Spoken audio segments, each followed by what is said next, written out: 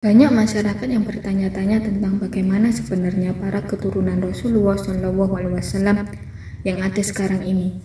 Apakah mereka terjaga dari segala dosa sehingga bebas melaksanakan apa saja, ataukah mereka punya kewajiban yang sama dengan umat Islam lainnya dalam hal menjaga keilmuan dan sikapnya untuk berusaha patuh dan mengikuti jejak sikap kakeknya Rasulullah Muhammad SAW.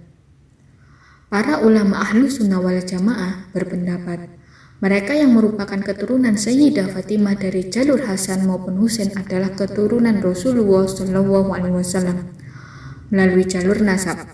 Ada pula orang lain yang bisa menyambung kepada baginda Nabi bukan melalui jalur nasab, tapi karena jalur sebab. Mereka adalah para ulama yang benar-benar ulama, yaitu mereka yang selain alim juga mengamalkan ilmunya. Dalam sebuah hadis yang panjang diriwayatkan oleh Kasir bin Qais, Rasulullah SAW disebutkan, yang dimana artinya, sesungguhnya ulama adalah pewaris Nabi. Dalam kitab Sunan Abi Dawud juz 1 halaman 81, Nabi tidak meninggalkan harta benda, bukan dinar, bukan pula dirham. Yang ditinggalkan adalah ilmu. Oleh karena itu, yang menjadi pewaris gudang ilmu Rasulullah adalah orang-orang yang berilmu, baik itu zuriyah atau keluarga, secara nasab maupun tidak.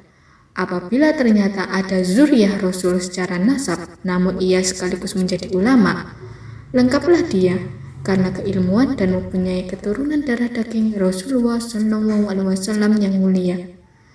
Bagaimana seandainya ada keturunan Nabi secara nasab maupun tidak mengikuti ajaran-ajaran kakeknya?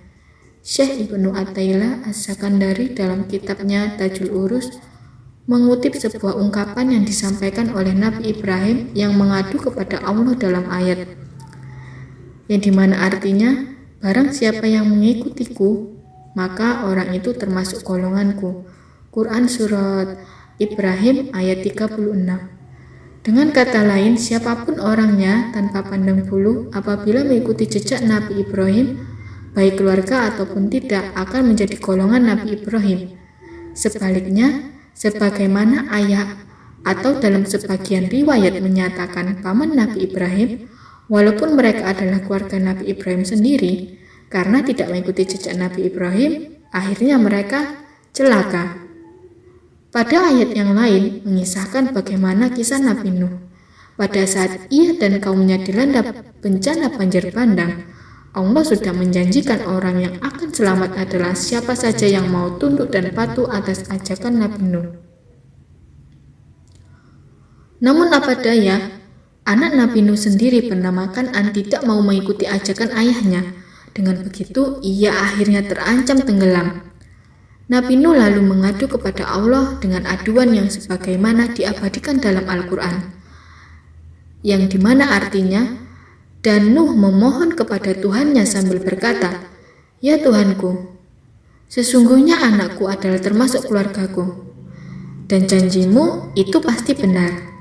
Engkau adalah hakim yang paling adil." Quran Surat Hud ayat 35. Walaupun itu anak kandungnya Nabi Nuh, karena tidak menurut, Allah pun kemudian berfirman, menjawab aduan Nabi Nuh, yang dimana artinya, dia Allah berfirman, "Wahai Nuh, sesungguhnya dia bukanlah termasuk keluargamu, karena perbuatannya sungguh tidak baik. Janganlah kamu meminta kepadaku sesuatu yang tidak engkau ketahui. Sesungguhnya aku menasihatimu supaya kamu tidak termasuk orang yang bodoh."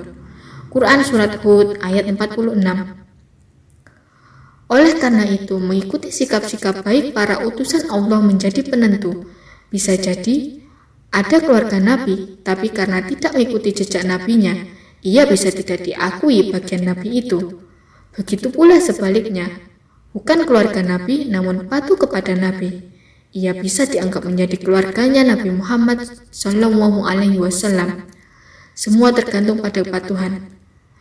Sebuah kisah perang Parit Kandak menguatkan penjelasan ini.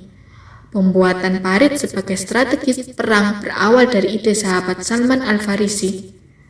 Salman adalah sahabat yang patuh, orangnya kuat, idenya cemerlang. Akhirnya, sahabat Muhajirin dan Ansor masing-masing menganggap Salman bagian diri mereka semua. Begitu pula Rasulullah. Beliau menyahut pengakuan para sahabat dan mengatakan, yang dimana artinya Salman adalah bagian dari kita sebagai Ahlul Bait dalam kitab Al-Mu'jam Al-Kabir Lit-Tabrani nomor 60040. Sebagaimana kita ketahui, Salman bukanlah darah daging Rasulullah. Ia juga bukan keturunan suku Quraisy. Ia orang Persia.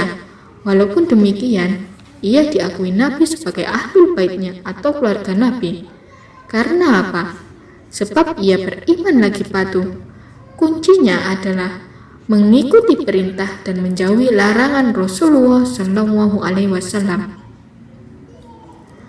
Ibnu Athaillah mengatakan, yang dimana artinya dinamakan patuh adalah seorang pengikut seolah menjadi bagian dari orang yang diikuti, meskipun orang yang mengikuti adalah orang lain atau bukan keluarga, sebagaimana halnya Salman Al-Farisi radhiyallahu an.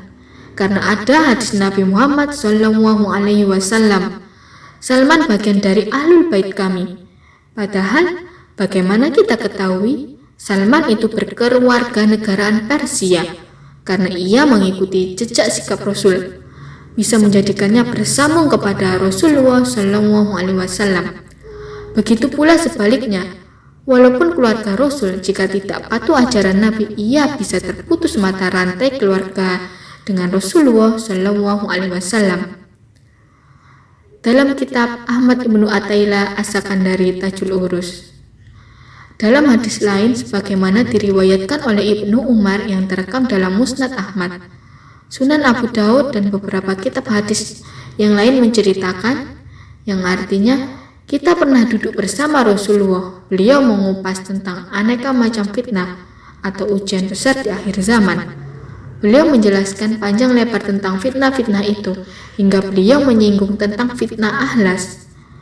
Ada seseorang yang bertanya, "Ya Rasulullah, apa yang dimaksud fitnah ahlas?" Rasul menjawab, "Fitnah pelarian dan peperangan, kemudian fitnah sara, karena banyak bermegah-megahan hingga lupa dan jatuh dalam perilaku maksiat, yang asapnya dari bawah kedua kaki seseorang dari ahli baitku. Ia mengaku bagian dariku, padahal bukan dariku, karena sesungguhnya orang-orang yang aku kasihi hanyalah orang-orang yang bertakwa." Kemudian manusia bersepakat pada seseorang seperti bertemunya pinggul dan tulang rusuk.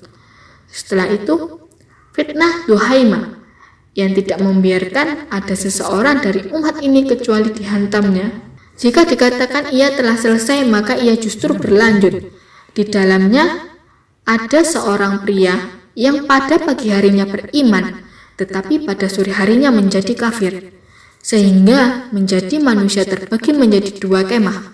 Kemah keimanan yang tidak mengandung kemunafikan dan kemah kemunafikan yang tidak mengandung keimanan.